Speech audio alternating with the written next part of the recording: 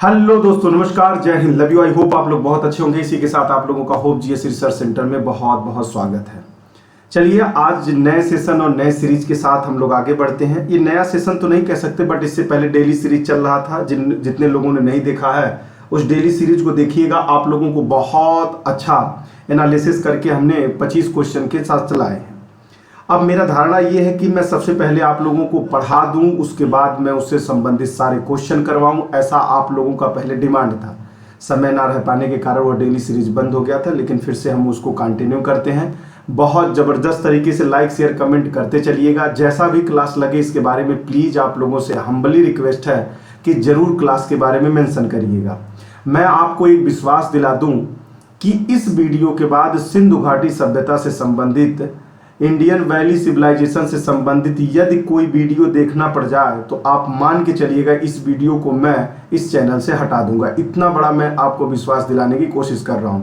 आप आगे तक बने रहिएगा। इस वीडियो का जितना आनंद ले पाते हैं लेते रहिए, लेकिन इस डाटा को याद करने के लिए ज़बरदस्त तरीके से आपको क्या करना पड़ेगा, रिवीजन रिवीजन रिवीजन करना पड़ेगा। यदि इसके पीपीटी आपको आवश्यकता होगी तो प्लीज़ आप लोग कमेंट सेशन में बताइएगा कि सर इसके साथ में पीपीटी भी प्रोवाइड करा दी जाए, तो मैं पक्का प्रोवाइड करूँगा। चलिए चलते हैं अपने नेक्स्ट पे। देखिए, सिंधु घाटी सभ्यता के बारे में जानने की कोशिश करेंगे। सिंधु घाटी सभ्यता आप लोगों को पता है सबसे पहली सभ्यता है जो अपने पंजाब वाले क्षेत्र, पाकिस्तान, ईरान के साथ जो कंपाइल पूरा अध्ययन करें तो वो सब सारी बातें समझ में आती हैं। लेकिन मैं ज़्यादा इन सब चीज़ों के चक्कर में ना पड़ के बाय डिफ़ॉल्ट डाटा पे चलते हैं। सिंधु घाटी सभ्यता को हड़प्पा संस्कृत भी कहा जाता है। जैसे कि पहले हड़प्पा सभ्यता क्यों कहा गया, सिंधु घाटी सभ्यता क्यों कहा गया, यदि इसके बीच में आप थोड़ी सी जानकारी रखना चाहते हैं तो मैं आप लोगों को बता दूं। पहले जब ये खोजा गया था तो सिंधु घाटी सभ्यता के बगल में था ये, लेकिन जब इसकी खुदाई हुई तो ये हड़प्पा के जगह मिला था। इसका नाम हड़प्पा रख दिया गया। बस इतना सारा था, इससे ज़्यादा कुछ भी नहीं है। इसके बारे में आगे एनालिसिस करेंगे। तो भी कहा जाता है इसकी खोज राय बहादुर दयाराम सहानी ने किया था। एक लाइन बहुत अच्छा है। सिंधु घाटी सभ्यता को क्या कहा जाता है, हड़प्पा सभ्यता कहा जाता है। इसकी खोज राय बहादुर दयाराम सहानी ने किया था। हड़प्पा सभ्यता को काशीन युग, देखिए बेटा, काश युगीन भी कही जाती है, जबकि विश्व के अन्य सभ्यताओं में ताम्र युगीन थी। बेटा ध्यान रखिएगा, हड़प्पा सभ्यता काश युगीन सभ्यता है, जबकि विश्व की अन्य सभ्यताएं ताम्र युगीन है। काश्य का मतलब जानते हो ना, ताबा काश्य की बात की जा रही है। हड़प्पा वासी भूमध्य सागरीय प्रजाति के थे। यह भूमध्य सागरीय प्रजाति के लोग थे। 1826 में हड़प्पा टीले का सर्वप्रथम उल्लेख चार्ल्स मैक्सन के द्वारा किया गया था। यह सवाल पूछा जा चुका है और आप लोगों को भी पता है। हड़प्पा टीले का सर्वप्रथम उल्लेख चार्ल्स मैक्सन के द्वारा किया गया था। रेडियो कार्बन C24 124 में नहीं 40 में जैसे नवीन विश्लेषण पद्धतियों के आधार पर सिंधु घाटी सर्वमान्य तिथि होती है बेटा 2500 ईसा पूर्व से लेके 1750 ईसा पूर्व है। यह बात ध्यान रखिएगा। कहीं पे यह जग भ्रमित मिल सकता है, लेकिन नहीं। रेडियो कार्बन C40 जैसे नवीन विश्लेषण के बाद हमने अध्ययन पाया और मैंने हम लोगों ने इस पे अध्ययन किया तो पाया कि यह 2500 ईसा पूर्व से 1750 ईसा पूर्व मानी जाती है। सर्वप्रथम मानव द्वारा तांबा धातु का प्रयोग किया गया था, यहीं पे यह मिलता है। इसी के लिए काश्य युगीन कहा जाता है इसको। सिंधु घाटी सभ्यता का विस्तार उत्तर में, ध्यान देखिएगा, उत्तर में बेटा इधर वाले क्षेत्र में कहाँ पे है तो जम्मू कश्मीर का मांडा का नाम आप लोगों ने सुना होगा। जम्मू कश्मीर के मांडा का नाम सुना होगा। चिनाब नदी के बगल में दक्षिण में दैबाबाद है। देखिए दैमाबाद है बेटा, यह महाराष्ट्र में है, प्रवर नदी के किनारे है। मैं कह रहा हूं ना, आपको एक भी डाटा नहीं छूटेगा, बस दिमाग लगा के पढ़ते चलिए, सुनते चलिए। दक्षिण में दैमाबाद महाराष्ट्र में प्रवर नदी है। उत्तर में कहाँ पे है तो जम्मू कश्मीर चिनाब नदी के पास है। इतनी बात याद आ गई। पूरब में कहाँ पे है सर, पूरब में बता दिया तो आलमगिरीपुर है बेटा, जो मेरठ उत्तर प्रदेश में पड़ता है, हिंद नदी के किनारे है। और पश्चिम में सुताकंडोर में बलूचिस्तान में है, दांश नदी के। देखिए पूरे नदियों के नाम पूरे शहरों के नाम, उत्तर पश्चिम दक्षिण सारे नामों को आप बहुत अच्छी तरीके से याद करके रखिएगा। ये सब सवालें बहुत अच्छी तरीके से पूछे जा चुके हैं और अगेन फिर से पूछे जा सकते हैं। आप देखते चलिए धीरे धीरे सारा कुछ बहुत अच्छी तरीके से क्रिस्टल क्लियर करें। सैंधववासी दशमलव प्रणाली पर आधारित बाटों का प्रयोग करते थे। ईंटों का अनुपात कितना होता था? तो 4:2:1 होता था। तो ऐसे कह सकते 1 2 4, मतलब 3 नहीं था और सारा कुछ था। स्वतंत्रता प्राप्ति के बाद हड़प्पा सभ्यता का सर्वाधिक स्थल कहाँ पे मिला था? तो वह गुजरात में मिला था। कहाँ पे मिला था? यदि जब भारत स्वतंत्र हुआ 1948 में, सबसे ज्यादा कहाँ पे मिला? तो सबसे ज्यादा कहाँ पे मिला था? तो गुजरात में मिला था। यह बात याद रखिएगा। नगर निर्माण योजना सिद्धांत घाटी प्रमुख विशेषता थी इनकी। तो चलो ये नगर निर्माण ये सब तो आप लोगों को बहुत अच्छी तरीके से विशेषता थी। नगर ग्रिड पद्धति पे थी, ये बातें याद रखिएगा। वो पूछेगा कि हड़प्पा सभ्यता की नगर पद्धति किस पे थी? तो ग्रिड पद्धति पर बसे हुए थे। सड़क एक दूसरे को किस कोण पे काटते थे? तो समकोण पे काटती थी। ऐसी बातें आपको बहुत अच्छी तरीके से जानकारी होनी चाहिए। आपने अभी तक क्या पढ़ा?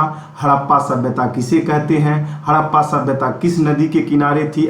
सिंधु घाटी सभ्यता किस नदी के किनारे थी? हड़प्पा नाम कैसे पड़ा? इसकी खुदाई किसने की? उत्तर में क्या नाम से जाना जाता है? पूरब में, दक्षिण में और किन नदियों के किनारे बसा हुआ है? और इसके साथ साथ हम लोगों ने जाना कि यह कांस्ययुगीन था। कांस्ययुगीन में तांबा सबसे ज्यादा पहले खोजे गए। फिर आगे बढ़ते हैं। सिंधु घाटी सभ्यता के नगरों में किसी मंदिर के अवशेष प्राप्त नहीं हुए हैं। यह बात बहुत बार लोगों को घाव करता, नहीं मंदिर क्यों नहीं मिलेगा? जब मानव थे तो मंदिरों का किसी प्रकार का कोई अवशेष प्राप्त नहीं हुआ है। सिंधु घाटी सभ्यता के लोग किसकी खेती करते थे? तो वह जौ, गेहूं, कपास की खेती करते थे। कपास की खेती करने का श्रेय सिंधु घाटी सभ्यता के लोगों को प्राप्त है और यह भारत सबसे ज्यादा कपास उत्पादन करने वाला राज्य भी है। हड़प्पा सभ्यता के लोग गाय, भैंस, बैल, बकरी, भेड़ इत्यादि पशुआ पालते थे और इसमें कुबड़ वाले सांड का सबसे ज्यादा मान्यता होता था। कुबड़ वाले जो होते थे पशु, उनकी सबसे ज्यादा मान्यता होती थी।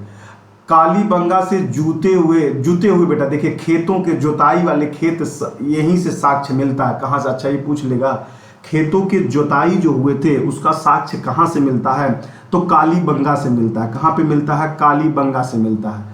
बनाली बेटा, बनाली में क्या मिला था? पक्की ईंट की बनी हुई हल की प्राकृतिक मिली थी बेटा, प्रतिकृत मिली थी। हल की प्रतिकृत है, देखिएगा प्रतिकृत का मतलब समझिएगा, उसका रूप मिला हुआ था। हड़प्पा वासियों को स्वर्ण, चांदी, तांबा, कांस्य की जानकारी थी ऐसा? हाँ, यस ऐसा था। यहाँ वस्तु विनिमय प्रणाली का संचालन होता था? हाँ होता था। वस्तु विनिमय प्रणाली किसे कहते हैं सर? मतलब किसी वस्तु के बदले किसी वस्तु को प्राप्त करना, इसी को वस्तु विनिमय कहा जाता है। मेसोपोटामिया से सम्राट सारगोन के अभिलेख में हड़प्पाई व्यापार के साक्ष्य मिलते हैं। तो आपको अभी यह प्रमाणित हो रहा है कि हड़प्पा सभ्यता भारत के इन क्षेत्रों में था, ऐसा बात वो कहना चाह रहे हैं। बस इससे आगे बढ़े। हड़प्पा काल में अफगानिस्तान, कर्नाटक से सोना, ईरान से चांदी, बदअक्स अफगानिस्तान से लजवर्द खेतड़ी, राजस्थान से तांबा तथा ईरान से और अफगानिस्तान से टीन का आयात किया जाता था। तो यह बात याद रखिए, देखिए जल्दी पढ़े नहीं समय। हड़प्पा काल में अफगानिस्तान, कर्नाटक से, देखिए अफगानिस्तान और कर्नाटक से सोना प्राप्त मिलता था। ईरान से चांदी, बदअक्स बेटा क्या है? बगद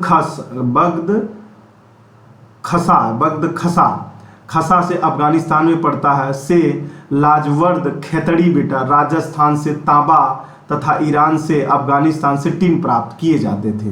हड़प्पा सभ्यता मातृसत्तात्मक प्रतीत होती थी। ऐसा मातृसत्तात्मक का मतलब माताओं का, महिलाओं का सबसे ज्यादा बोलबाल होता था, जैसे आज तो नहीं है। यदि कोई अंतर देखने को मिले तो हड़प्पा सभ्यता में ये भी रख सकते हो, जैसे आप लोग नगरीयकरण सबसे ज्यादा रखते हो तो मात्र में देख लीजिएगा पित्रात्मक नहीं है, मात्रात्मक है। इससे भारतीय सभ्यता को सीखना चाहिए।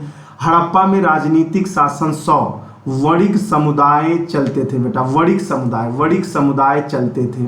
कालीबंगा में मृण पट्टिका पर एक और दोहरे सींग वाले देवता का अंगन होता था। दोहरे सींग बेटा, ये एक सींग ऐसे एक सींग ऐसे, बड़ा वाला सींग होता था ऐसे, तो वो वाले की बात कर रहा है, ठीक है ना। मृतों के सौंदर्य में भूत समाधिकरण, देखिए ये कह रहा है जो लोग मर जाते थे बेटा, जो मतलब मर जाते थे, तो उनके सौंदर्य में पूर्ण समाधिकरण, पहले पूर्ण समाधि दिया जाता था। आंशिक रूप से समाधिकरण, मतलब आंशिक का मतलब होता है कि लोग जब देहांत हो जाता था तो उनको जंगलों में छोड़ देते थे, तो जो भी पशु पक्षी जो भी कुछ लोगों जानवरों को खाना रहता तो खा लेते थे। उससे यह साबित होता था कि जो अंश जिसको प्राप्त है वह खा लिया, उसके बाद बचे हुए अवशेष को उन्होंने दफना देते थे।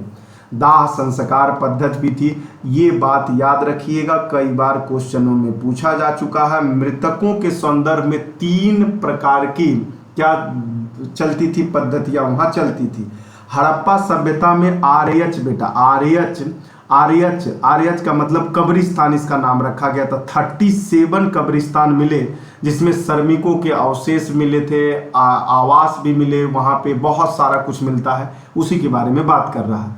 ज़्यादा डाटा बहुत इंपॉर्टेंट है, लेकिन जो नहीं जरूरत था उसको हमने हटा दिया, लिखा जरूर है, बताने की जरूरत है। कालीबंगा तथा लोथल में युग्मत स्वाधान प्राप्त हुए बेटा, युग्मत स्वाधान प्राप्त हुए हैं, जिसमें सती प्रथा के प्रचलन का आभास मिलता है। यहाँ पे सती प्रथा का, युग्मत स्वाधान का मतलब होता है 2 महिला और पुरुष को साथ में दफनाया जाता है, उसी को युग्मत स्वाधान कहा जाता है बेटा। क्या कहा जाता है? युग्मत स्वाधान। कालीबंगा और लोथल में मिला है। देखिएगा, हड़प्पा सभ्यता में महिला और पुरुष को साथ में दफनाया गया। सती प्रथा कहाँ से प्राप्त होती है? तो 2 जगह से, एक कालीबंगा और एक लोथल से प्राप्त होती है। सिंधु सभ्यता में वृक्षों की पूजा, पशुओं की पूजा भी प्रचलन में थी, तो एब्सोल्युटली ऐसा था। स्वास्तिक चिन्ह हड़प्पा सभ्यता से प्राप्त होता है, ये भी बात सही है। हड़प्पा सभ्यता से स्वास्थ्य चिन्ह मिलते हैं। हड़प्पा सभ्यता से प्राप्त मूर्तियों में स्त्री के गर्भ से पौधों को निकलते हुए दिखाया गया है। इस बात का प्रमाण है कि हड़प्पाई लोग धरती को उर्वरा देवी देवता मानते थे। वो कह रहा है कि स्त्री के गर्भ से, ऑर्गन से ऐसा दिखाया गया है कि पैदा करने का जो देवी देवता है वह महिला को माना जाता है और माता की पूजा की जाती है, धरती माता की पूजा की जाती है। मोहनजोदड़ो से प्राप्त एक मोहर देवता पशुपति शिव बताया गया। उनके चारों ओर, देखिएगा ध्यान से पढ़िएगा, ये लाइन बड़ी अच्छी इंपॉर्टेंट है। मोहनजोदड़ो से प्राप्त एक मुहर में चित्रित देवताओं को, चित्रित एक देवता जी हैं, देवता पशुपति देवता नाम है उनका, शिव बताया गया है। उनके चारों ओर देखिएगा हाथी, गैड़ा, व्याघ्र और भैंसा विराजमान है। इस योग के दाहिने, इस योगी के दाहिने ओर कौन है? ध्यान रखिएगा, बाघ हो जाएगा, हाथी तथा बाईं ओर हो जाएगा गैंडा और भैंसा चित्रित होते हैं। बाईं ओर कौन कौन से होते हैं? तो गैंडा होता है, भैंसा होता है। 3 जानवर बाईं की तरफ होते हैं, और नहीं देखिएगा, दाहिनी ओर बाघ और हाथी दाहिनी ओर होते हैं, तथा बाईं ओर गैंडा और भैंसा होते हैं। 4 है तो 4 ही प्रदर्शित करेगा, इससे ज्यादा नहीं था। मोहनजोदड़ो से कांस्य से निर्मित नर्तक की मूर्तियां प्राप्त हुई हैं, जो आप लोग बहुत ज्यादा गूगल पे और अलग अलग साइट पे देखते रहते हैं। लोथल से गोदीवाड़ा डाकयार्ड मिलता है बेटा, डाकयार्ड मिलता है। लोथल तथा कालीबंगा से अग्नि वेदिकाएं भी प्राप्त होती हैं। कहाँ से मिलती हैं?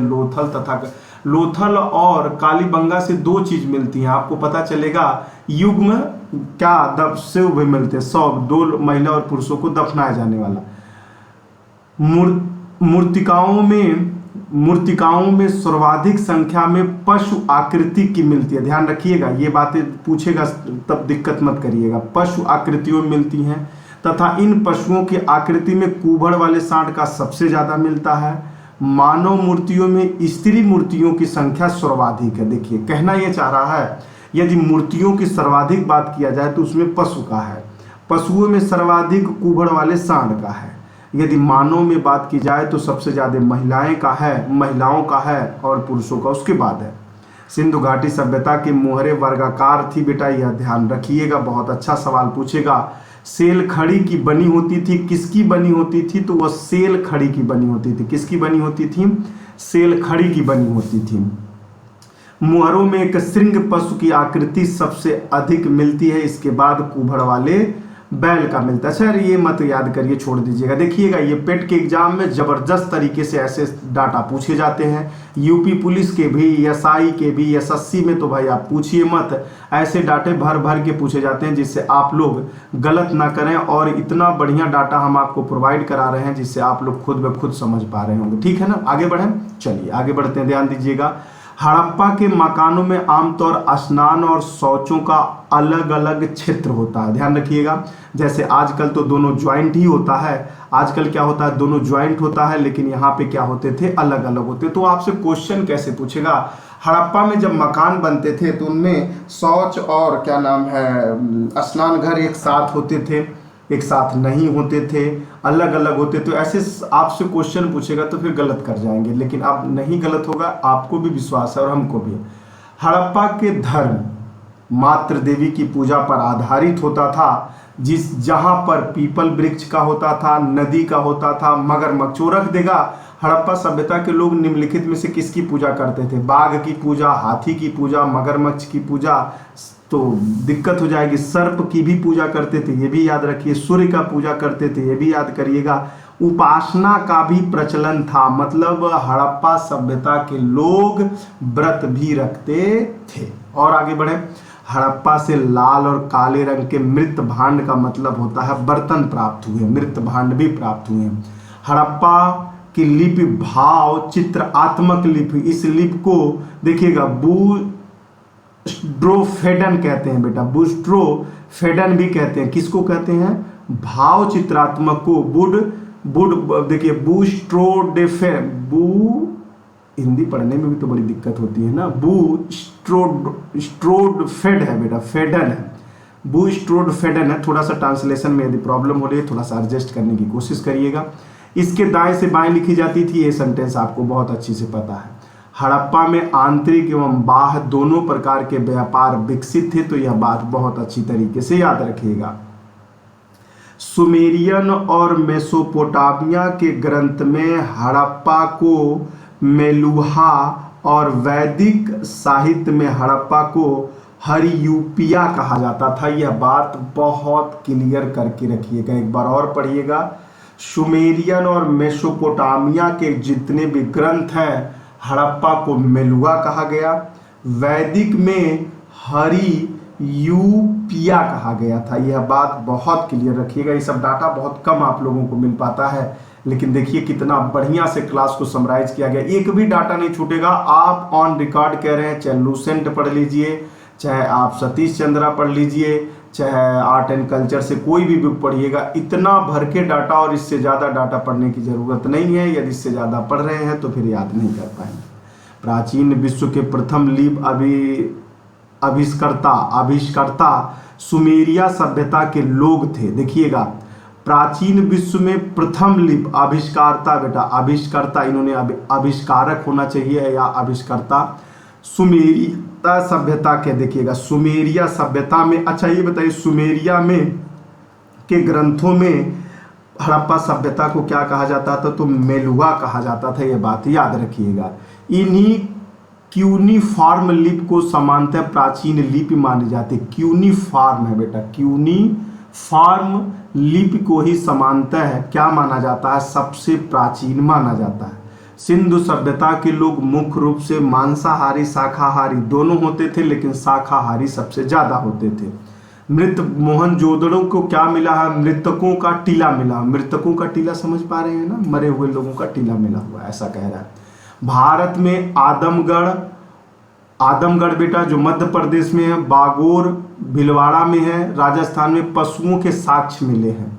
तो वो पूछेगा भारत में पशुओं के साक्ष्य हड़प्पा सभ्यता में कहाँ मिले हैं? तो होशंगाबाद ही, देखिए हर मध्य प्रदेश में होशंगाबाद है, तो आदमगढ़ दे दे, चाहे होशंगाबाद दे दे, चाहे मध्य प्रदेश दे दे, चाहे भीलवाड़ा दे दे, चाहे राजस्थान दे दे, कुछ भी नाम दे सकता है। लेकिन अब आप क्लियर है कि भारत में पशुओं के साक्ष्य दो जगह से मिलते हैं, एक मध्य प्रदेश से, एक राजस्थान से मिलते हैं।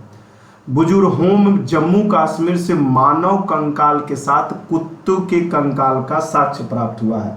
मतलब यह देखा जा रहा है जैसे सती प्रथा में महिलाएं अपने पति के लिए जान दे देती थी, तो ऐसे ही एक जानवर जिनका नाम कुत्ता होता था इतना वफादार होता था कि अपने राजा और अपने जो भी मानते हो उनके चक्कर में ये भी अपने आप को समर्पित कर देता था। देखिए इतना बढ़िया वफादार, इसीलिए कहा जाता है कुत्ते बहुत वफादार जानवर होते हैं। और ये हड़प्पा से चला आ रहा है, जबकि हड़प्पा की लिपियां अभी तक पढ़ी नहीं जा सकी हैं। सिंधु घाटी के लोग तलवार से प्रचलित नहीं थे, क्योंकि यहाँ काशयुगीन सभ्यता थी। देखिए बहुत अच्छी बात है कि नहीं है, ये पूछ ले छोटा सा तलवार। हड़प्पा सभ्यता के लोग तलवार उपयोग करते थे, बड़ी छोटी लंबी, तो भाई दिमाग ठंडा कर देगा। यहाँ के लोग लोहे से प्रचलित नहीं थे, यह बात बहुत अच्छी तरीके से जितना जल्दी समझ लीजिए उतना जल्दी आपको समझ में आ जाएगा। सिंधु सभ्यता में पर्दा भी रहता था, जैसे औरतें घूंघट उघट निकालती हैं, और वेश्यावृत्ति वाली भी प्रचलन थी जो अभी भी चलती है। सिंधु घाटी सभ्यता में शवों को जलाने दफनाने संबंधित दोनों प्रथाएं प्रचलित थीं। लोथल कालीबंगा में देखिए यही चीज, यह समाधियां मिली हैं। सिंधु सभ्यता का विनाश संभवतः बाढ़ से हुआ है। यह बात जितना जल्दी आप समझ लीजिए यह बात बहुत अच्छी तरीके से हो जाएगा। अब कौन से नगर का, कालीबंगा का, लोथल का, रजवाड़ा का, चुहोदड़ों का, इन सब का खोज किसने किया था, इस वीडियो के बाद आपको मिल जाएगा। अब यहाँ से हम पढ़ेंगे वैदिक काल के बारे में, वैदिक संस्कृत, वैदिक कल्चर क्या होता है। अब वैदिक संस्कृत में देखिए हड़प्पा के बाद क्या आता है, यह बात ध्यान रखिएगा। हड़प्पा के बाद क्या आता है सर, हड़प्पा के बाद वैदिक संस्कृत आती है। वैदिक संस्कृत दो प्रकार की होती है। तो अब आगे बढ़ेंगे, इसके यहीं पे डाटा ज़्यादा करेंगे तो फिर दिक्कत हो जाएगी, क्योंकि डाटा पढ़ रहे हैं तो डाटा के साथ डाटा ही चलना चाहिए। कुछ भी एलोबरेशन चलेगा तो फिर दिमाग में खिचड़ी होने लगता है, वीडियो लंबा भी बनने लगेगा। आर्यों को वैदिक संस्कृत सभ्यता का संस्थापक माना जाता है। यह ग्रामीण संस्कृति, ध्यान रखिए, जो वैदिक संस्कृति है बेटा यह ग्रामीण संस्कृति थी। हड़प्पा सभ्यता नगरीयकरण थी। यह कौन सी है, तो ग्रामीण संस्कृति। अच्छा, इसमें सबसे पहले कौन आया था, तो हड़प्पा के लोग आए थे, उसके बाद वैदिक आए थे। वैदिक कौन थे, आर्य थे। आर्य वैदिक संस्कृति के संस्थापक कौन माने जाते हैं, आर्य माने जाते हैं। कैसी संस्कृति थी, ग्रामीण संस्कृति। बस आर्य सर्वप्रथम पंजाब वाले क्षेत्र में आए, अफगानिस्तान में बसे। मैक्स मूलर ने आर्यों का मूल निवास मध्य एशिया बताया है। आर्यों का मध्य एशिया में निवास किसने बताया है, तो मैक्स मूलर ने बताया। किसने बताया बेटा, मैक्स मूलर ने बताया है कि मध्य एशिया में रहते। तो पूछिएगा आप लोगों से सवाल, ये बताइए आर्यों को मध्य एशिया के निवासी थे निम्नलिखित में से किसने कहा, अलेक्जेंडर ने कहा, मैक्स मूलर ने कहा, और भी दो एक अंग्रेजों का नाम रख के आपसे सवाल लगवा लेगा। आर्य का शाब्दिक अर्थ क्या होता है, आर्य का शाब्दिक अर्थ होता है वह श्रेष्ठ होते हैं और वह कुलीन होते हैं, मतलब पढ़े लिखे होते हैं। आर्य की भाषा किसमें होती थी, तो आर्य की भाषा संस्कृत में होती थी। यह बात आपको क्लियर, क्रिस्टल क्लियर पता होना चाहिए। वैदिक काल का विभाजन करेंगे तो पहले ऋग वैदिक काल आ जाएगा, उसके बाद उत्तर वैदिक काल आएगा। तो देख लीजिएगा ऋग वैदिक का काल कौन सा हो जाएगा, 1500 से लेके 1000 ईसा पूर्व तक होगा, और उत्तर वैदिक काल का क्या हो जाएगा, 1000 ईसा पूर्व से लेके 600 ईसा पूर्व हो जाएगा। ठीक है, आगे बढ़े, बहुत अच्छा। भारत में आर्यों के संबंध में प्रथम जानकारी कहाँ से मिलती है, तो ऋग वैदिक से मिलती है। कहाँ से मिलती है, ऋग वैदिक से कहती है। ऋग वैदिक में आर्य शब्द का कितनी बार प्रयोग किया गया है, तो 36 बार प्रयोग किया। देखिए मैं यहाँ ये नहीं कह सकता कौन सा सवाल कब पूछेगा, और ये बात आप भी बहुत अच्छी तरीके से जानते हैं।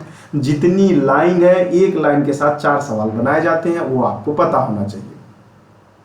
सरस्वती नदी ऋग वैदिक में सर्वाधिक पवित्र नदी मानी जाती है, और इसको कहा जाता है कि ये भूमिगत हो गई है। भूमिगत के बाद यह जाके डायरेक्ट यमुना, गंगा, इलाहाबाद के समीप निकलती है, लेकिन अब पता नहीं, ऐसा कोई साक्ष्य है नहीं, लेकिन आध्यात्मिक बातों से कहा जाता है नदी थी।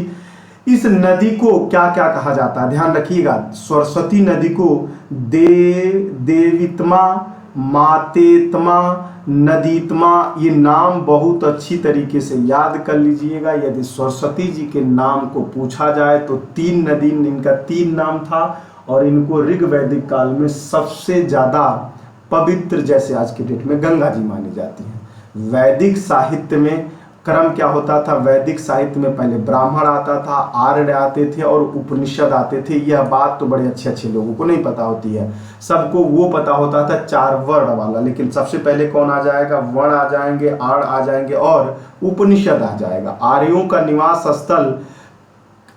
के निवास स्थल के लिए सप्त सैंधो शब्द का प्रयोग किया गया है। यह बात भी बहुत अच्छी तरीके से सप्त सैंधो शब्द किसके लिए प्रयोग किया गया है, मेसोपोटामिया के लिए, हड़प्पा के लिए, मोहनजोदड़ो के लिए, या आर्यों के लिए, या वैदिक आर्यों के लिए किया गया। तो यह बात आपको पता ही होना चाहिए, अच्छी तरीके से पता होना चाहिए। आगे बढ़े फिर, आर्यों की प्रशासनिक इकाइयों को 5 भागों में विभाजित किया गया है, जो आरोहिक क्रम में पहले कुल होता था, फिर ग्राम होता था, विष होता था, जन होता था, राष्ट्र होता था। ये भी बात आप लोगों को पता होगा, लेकिन इतना क्लियरिटी से पता हो तो मुझे लगता नहीं था, लेकिन अब आप लोगों को पता हो रहा है और हो भी जाना चाहिए। इस वीडियो को जबरदस्त तरीके से लाइक शेयर जरूर करिएगा। यह वीडियो आपको कैसा लगा इसके बारे में जरूर बताइएगा। काफ़ी लॉन्ग टाइम के बाद मैं रिकॉर्ड कर रहा हूँ, कहीं 1-2 शब्दों की गलतियाँ होंगी, इसके लिए क्षमा करिएगा। थोड़ा सा प्रोनाउंसिएशन में, डायरेक्ट बोलने में, इनडायरेक्ट में थोड़ी सी दिक्कतें कहीं कहीं हो जाती हैं, तो प्लीज़ इसके लिए थोड़ा सा एडजस्ट करिएगा। हिंदी से और इंग्लिश में थोड़ा सा अटैच होना मुश्किल होता है, लेकिन हम आप लोगों के लिए वो कोशिश कर रहे हैं, तो आप प्लीज़ ऐसा जरूर करेंगे और ऐसा करना भी चाहिए। क्लास कैसा लगा इसके बारे में जरूर आप लोग लिखेंगे, ठीक है ना। विश्व का प्रधान, विश्वपति, ग्राम के मुखिया ग्रामणी एवं जन के शासक का राजन कहलाते थे। देखिएगा, यह बात समझ में आ जाए तो बस देखिएगा, कुल के बाद ग्राम होता था, ग्राम के बाद एक बहुत बड़ा होता था, उसी को विश्व कहा जाता था, उसी को विश्वपति कहा जाता था। ग्राम के मुखिया को ग्रामीणी कहा जाता था। शासक को क्या कहा जाता था बेटा, जो जन मतलब राष्ट्र से छोटा वाला होता था, उसको राजन कहा जाता था। यह बात आपको क्लियर कर पता होना चाहिए। सभा और समितियां दोनों ऋग्वैदिक काल की जनतांत्रिक संस्थाएं मानी जाती हैं, जो राजा को सलाह देती थी। क्या देती थी, राजा को सलाह देती थी। अथर्ववेद में सभा और समितियों का प्रजापति की 2 पुत्रियां कहा जाता था। सभा श्रेष्ठ होता था, सम्भ्रात लोगों की संस्था थी, जबकि समिति सामान्य लोगों की संस्था थी। सम्भ्रात मतलब ये होता श्रेष्ठ लोगों की बेटा संस्था थी। समितियों का अध्यक्ष ईशान कहा जाता था। क्या कहा जाता था, देखिए वैदिक काल आप पढ़ रहे हो, वैदिक काल 2 प्रकार के होते हैं। वैदिक काल के संस्थापक आर्य होते हैं। कितनी बार नाम लिया गया, 36 बार लिया गया है। सबसे ज्यादा पवित्र नदी सरस्वती जी को माना जाता था। इनकी सभाएं होती हैं, इनके प्रकार होते हैं, सारा कुछ पढ़े। समितियों का अध्यक्ष ईशान होता था। स्त्रियां सभा और समितियों में भाग ले सकती थी, ये बात आपको तभी भी पता है और अभी भी पता है। जनता स्वेच्छा से राजा को उसका अंश देती थी, जो आज के डेट में कर कहते हैं, आप लोग चुंगी कहते हैं, देती थी। उसी को बलि कहा जाता था। बलि का मतलब बकरा वाला बलि मत मानिएगा, अंश देती थी। अंश का मतलब समझ रहे ना। और अंश देती क्यों थी, उनकी सुरक्षा की जिम्मेदारियां कौन लेता था, राजा लेता था। आर्यों का समाज पितृ प्रधान था। यही से आर्यों से हमारे देश में पितृ सत्तात्मक शासन व्यवस्था स्थापित होती है। हड़प्पा सभ्यता और इसमें एक अंतर आपको दिखा कि नहीं दिखा। हड़प्पा सभ्यता में मात्रात्मक था, इसमें पितरात्मक है। परिवार की सबसे छोटी इकाई परिवार या कुल ही थी, जिसका मुखिया पिता होता था, जिसे कुलप कहते थे। कुलप किसे कहते थे, तो परिवार का मुखिया होता था। सवाल पूछेगा निम्नलिखित में से आर्यों में परिवार के मुखिया को क्या कहा जाता था, जन के मुखिया को क्या कहा जाता था, ग्राम के मुखिया को क्या कहा जाता था, विश्व के मुखिया को क्या कहा जाता था।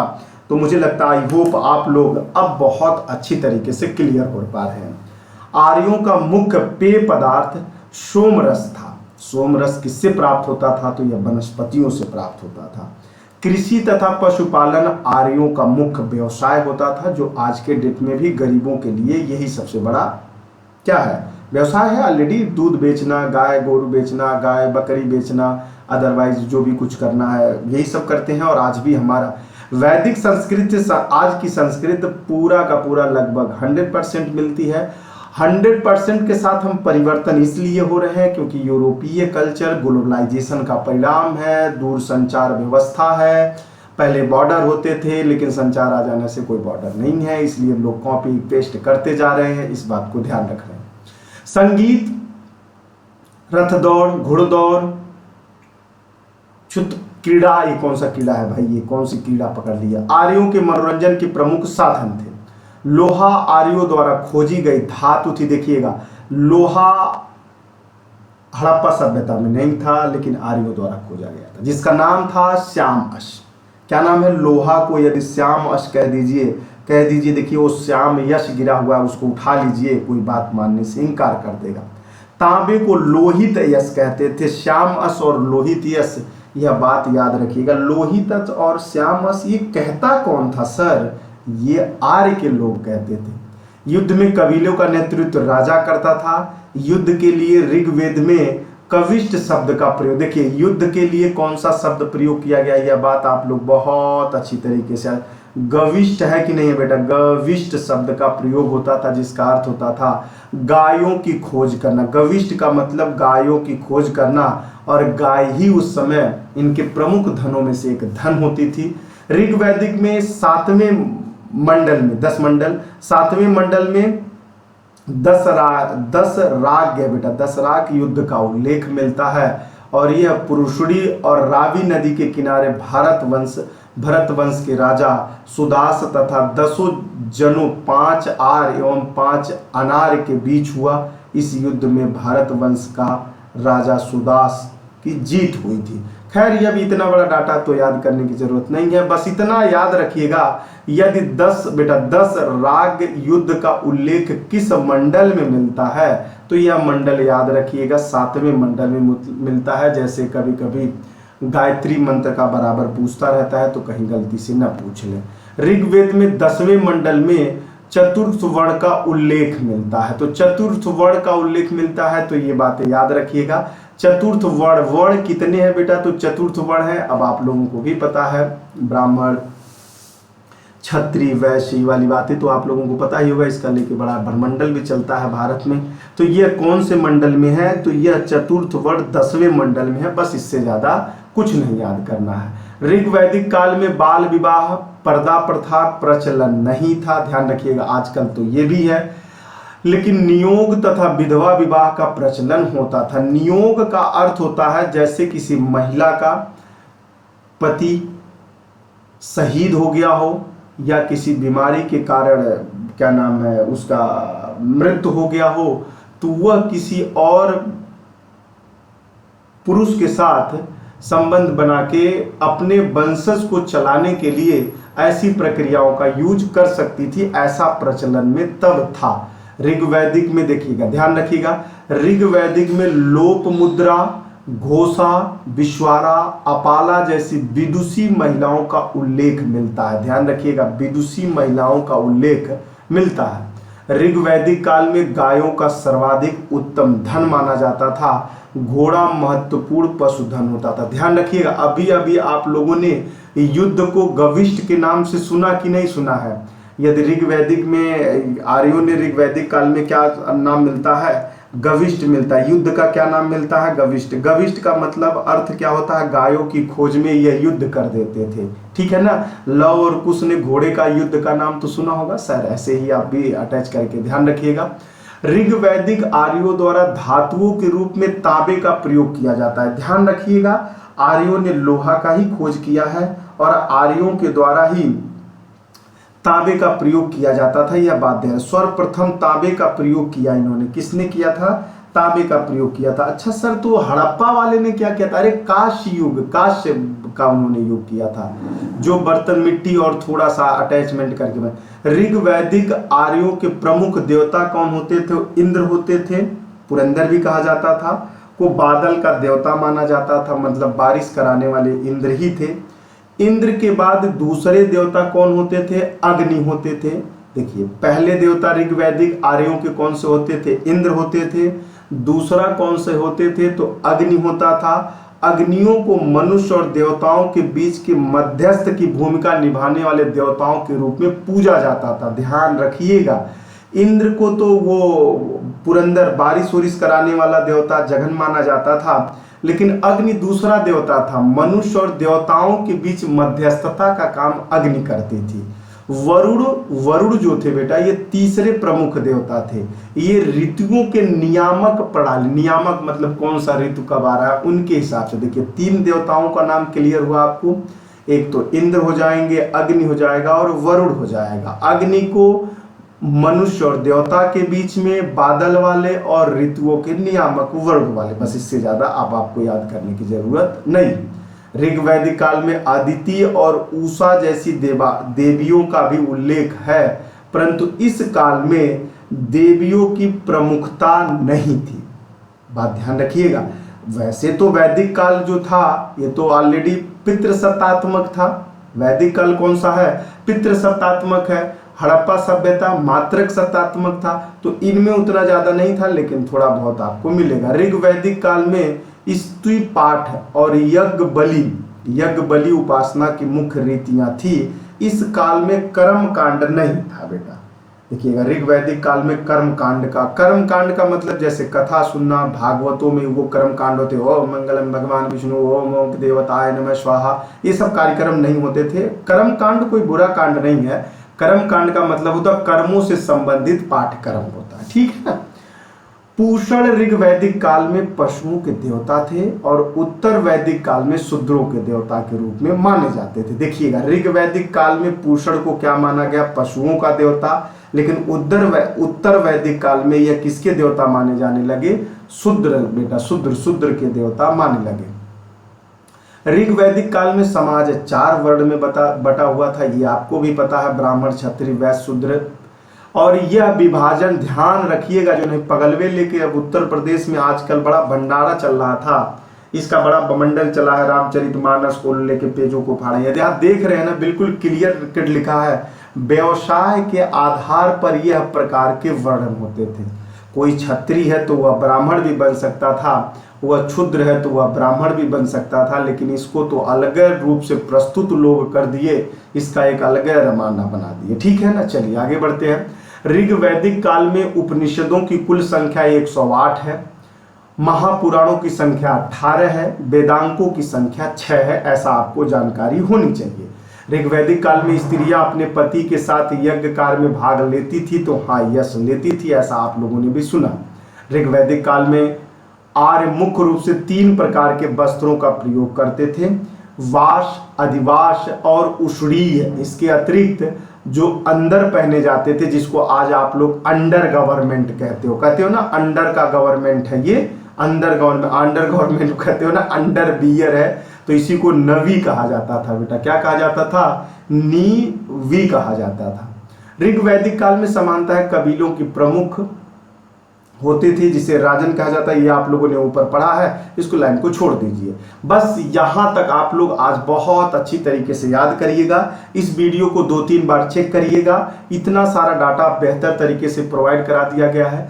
और यदि आप लोगों का इस वीडियो में स्नेह प्यार बेहतर मिला तो आर्ट एंड कल्चर का पूरा डाटा आपको इसी सिस्टम से और इसी डाटा के साथ और इतने चंभित कर देने वाले डाटा, जो आपको इसके बाद ना तो कोई क्लास लेने की जरूरत है, ना इसके बाद कोई भी बुक लेने की जरूरत है, ना ही कोई भी चीज पढ़ने की जरूरत है। बस इस वीडियो को लगातार देखते रहिए। यदि आपको आवश्यकता पड़ती है तो मेंशन जरूर करिएगा, या पीपीटी आपको आवश्यकता होगी तो हम आपके ग्रुप में और होप जीएस रिसर्च सेंटर के ग्रुप में प्रोवाइड करा दिया जाएगा। मस्त रहिए, खुश रहिए, आनंद लीजिए।